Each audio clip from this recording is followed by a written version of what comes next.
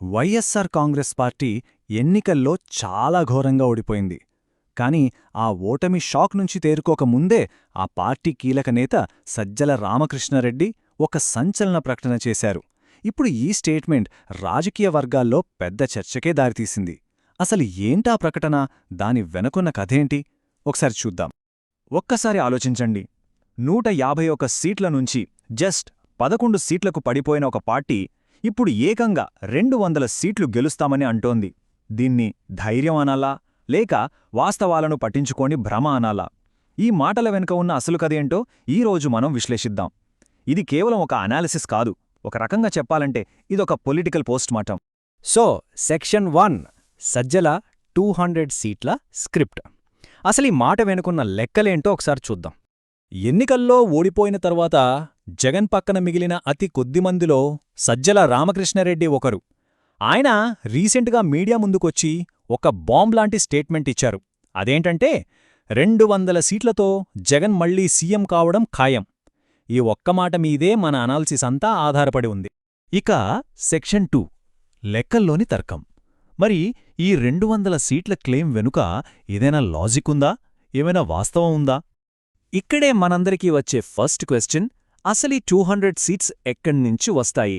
ఏంటి దీని వెనుకున్న లెక్క? ఇక్కడే అసలు సమస్య మొదలవుతుంది. మనందరికీ తెలుసు, ఆంధ్రప్రదేశ్లో ఉన్నవి 175 అసెంబ్లీ స్థానాలు. కాని సజ్జలగారు చెప్తున్నది 200 సీట్లు. మరి ఈ తేడా ఏంటి? ఈ ఎక్స్ట్రా 25 సీట్లెక్కడివి? దానికి సజ్జలిస్తున్న జస్టిఫికేషన్ ఏంటంటే 2029 నాటికి నియోజకవర్గాల పునర్విభజన అంటే డీలిమిటేషన్ జరుగుతుంది. అప్పుడు సీట్ల సంఖ్య పెరుగుతుంది. ఆ లెక్కనే ఈ మాట అంటున్నాననే ఆయన వాదన. అయితే ఈ డీలిమిటేషన్ అనుకున్నంత ఈజీనా? అస్సలు కాదు. ఎందుకంటే 2029 కల్లా ఇది అవ్వకపోవచ్చు అని సెంట్రల్ గవర్నమెంట్ హింట్ ఇచ్చిందే. ఇది చాలా సెన్సిటివ్, చాలా కాంప్లెక్స్ ఇష్యూ. దీనికి స్టేట్ అప్రూవల్ కావాలి, సెంటర్ కావాలి, పార్లమెంట్ కావాలి, ఆఖరికి ప్రెసిడెంట్ ఆమోదం కూడా ఉండాలి. సింపుల్గా అర్థమవ్వాలంటే ఒక ఉదాహరణ చూద్దాం. అమరావతి రాజధాని అని చెప్పి 12 ఏళ్లు అవుతోంది. ఇప్పటికీ దానికి గెజెట్ నోటిఫికేషన్ రాలేదు. మరలాంటప్పుడు ఈ డీలిమిటేషన్ అంత ఈజీగా అయిపోతుందా చెప్పండి? Okay, section 3 151 versus 11.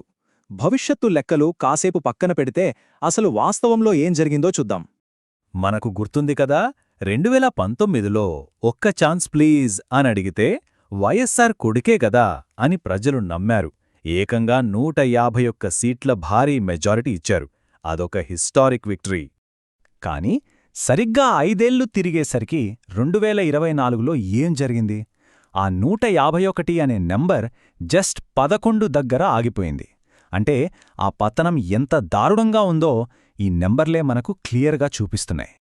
అంటే ఇక్కడ మనం గుర్తుంచుకోవాల్సిన విషయమేంటంటే ఇది సింపుల్గా ఒక ఓటమి కాదు, ఇది ప్రజల తిరస్కరణ, పీపుల్స్ రిజెక్షన్. ప్రజలు చాలా స్పష్టంగా వాళ్ళ తీర్పునిచ్చేశారు. నెక్స్టు సెక్షన్ 4 నాయకత్వ సమీక్ష. మరి ఈ పతనానికి కారణం కేవలం ఓట్లేనా, లేకపోతే పార్టీ లీడర్షిప్లో ఏమైనా లోపాలున్నాయా? మనం ఒక విషయం గమనిస్తే, విజయసాయిరెడ్డి పార్టీలో కీలకంగా ఉన్నంతకాలం జగన్ ఎప్పుడూ లైమ్లైట్లో ఉన్నారు. పార్టీ పవర్లోకొచ్చింది, ఒక క్లియర్ స్ట్రాటజీ కనిపించింది. ఎప్పుడైతే సజ్జల లాంటి వాళ్ళ ప్రభావం పెరిగిందో అప్పట్నుంచే పార్టీ పతనం మొదలైందని చెప్పొచ్చు. పార్టీ చుట్టూ కాంట్రవర్సీలు, ఎవరి మాట వినాలో తెలియని కన్ఫ్యూజన్, ఇవన్నీ పెరిగిపోయాయి. ఇప్పుడు చూడండి, పార్టీలో పవరంతా ఎలా ఒకేచోట ఉందో. పార్టీకి adviser Sajjala, strategist Sajjala, party spokesperson కూడా సజ్జల, ఇక సోషల్ మీడియా హెడ్డేమో ఆయన కొడుకు. మరి ఇది చూస్తే ఇదొక పొలిటికల్ పార్టీలా ఉందా, లేక ఒక ప్రైవేట్ కంపెనీలా ఉందా? ఇక ఫైనల్ సెక్షన్ 5 అసలు సంకేతమేంటి? ఇంతకీ ఈ 200 సీట్ల ప్రకటన ద్వారా పార్టీ ఏం సిగ్నల్ ఇవ్వాలనుకుంటోంది?